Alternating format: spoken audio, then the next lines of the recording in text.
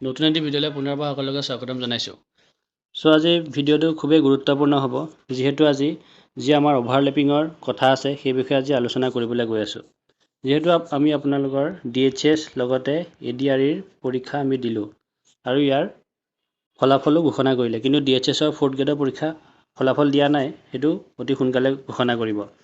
এতিয়া কথা হ'ল আপোনালোকৰ যি অভাৰলেপিংটো এতিয়া বৰ্তমান খুবেই গুৰুত্বপূৰ্ণ কথা হৈ পৰিছে। যিহেতু আমি সকলোবিলাক এক্সাম দিলোঁ, এজন কেণ্ডিডেটে আপোনালোকৰ তেওঁ DHSটো দিছে, লগতে ADREটো দিছে। এইবোৰ দিয়াৰ উপৰিও আমি জানো যে DHS আৰু ADREত বহুতকেইটা ভাগ আছে, বহুতকেইটা পোষ্ট আছে, আৰু ইয়াত এনেকুৱা আছিল যে আপোনালোকে ADRE বা DHS যিয়ে নিদিয়ক কেলে গোটেইকেইটা পোষ্টতে সকলোৱে এপ্লাই কৰিব পাৰে। সেইকাৰণে মেক্সিমাম পোষ্টতে সকলোৱে এপ্লাই কৰিছে।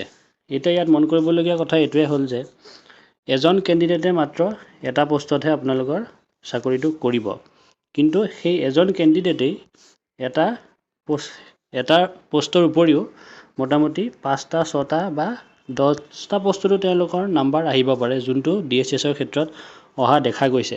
তেনেকুৱা হ'লে তেওঁৰ যি ফাইনেল মেৰিট লিষ্ট ওলাব, সেই মেৰিট লিষ্টত তেওঁৰ গোটেইকেইটাতে ওলাব নাম, ঠিক আছে। যি 10টাত তেওঁ কোৱালিফাই কৰিছে সেই গোটেইকেইটাতে নাম তেওঁৰ ওলাব, কিন্তু তেওঁ চাকৰি কৰিব মাত্ৰ এটা পোষ্টত।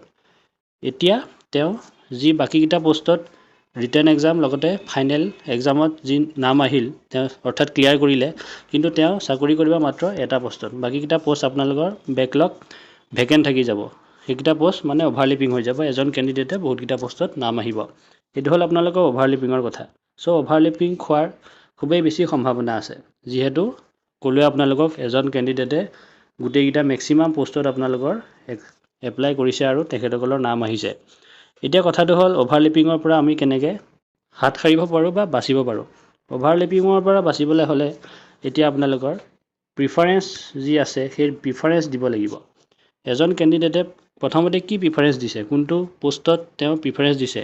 ছাপ'জ জুনিয়ৰ এছিষ্টেণ্ট আছে, LDA আছে বা টাইপিষ্ট, তেনেকুৱা বহুত পোষ্ট আছে। তেওঁ ফাৰ্ষ্ট প্ৰিফাৰেঞ্চ তেওঁ কোনটো পোষ্টত দিছে।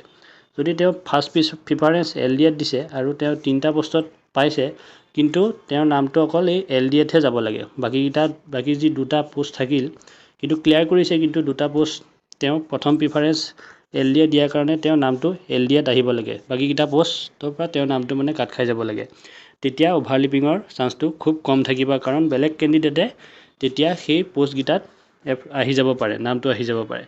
সেইকাৰণে অভাৰলেপিঙৰ পৰা বাচিবৰ কাৰণে প্ৰিফাৰেঞ্চ যি ব্যৱস্থা আছে, সেই প্ৰিফাৰেঞ্চৰ ব্যৱস্থা দিলে আপোনালোকৰ অভাৰলেপিঙৰ পৰা আমি হাত সাৰিব পাৰোঁ। তেতিয়া মেক্সিমাম কেণ্ডিডেটে পাছ কৰিব পাৰে। মানে এতিয়া অভাৰলেপিং হ'লে এনেকুৱা হয়, পাছ কৰা কেণ্ডিডেটৰ চাকৰিটো নাপায়। তেওঁ যোগ্য প্ৰাৰ্থী, কিন্তু অভাৰলেপিং হোৱাৰ কাৰণে তেওঁ চাকৰিটো পাবলৈ সক্ষম হ'ব নোৱাৰে। সেইকাৰণে এই যি প্ৰিফাৰেঞ্চ ছিষ্টেম আছে সেইটো চৰকাৰে কৰিব লাগে, তেতিয়া অভাৰলেপিঙৰ পৰা হাত সাৰি থাকিব পাৰে। আজি মই আপোনালোকক ইমানখিনিয়ে ক'লোঁ। আপোনালোকে যদি কিবা ক'বলগীয়া আছে, যদি মান্তি হয় নে নহয়, আপোনালোকে কমেণ্টৰ মাধ্যমেৰে জনাব পাৰে। অভাৰলেপিংটো যিহেতু খুবেই গুৰুত্বপূৰ্ণ কথা আহি পৰিছে এতিয়া, সেইকাৰণে সকলোৱে ৰিজাল্ট দিব গৈ আছে। আজি আপোনালোকৰ মাজত কথাটো ডিছকাছ কৰিলোঁ। মোৰ মতেদি এই প্ৰিফাৰেঞ্চৰ যি ছিষ্টেম আছে সেইটো আহিব লাগে। আপোনালোকে যদি কিবা ক'বলগীয়া আছে তেতিয়াহ'লে কমেণ্টৰ মাধ্যমেৰে ক'ব পাৰে। মোৰখিনি আপোনালোকক ক'লোঁ।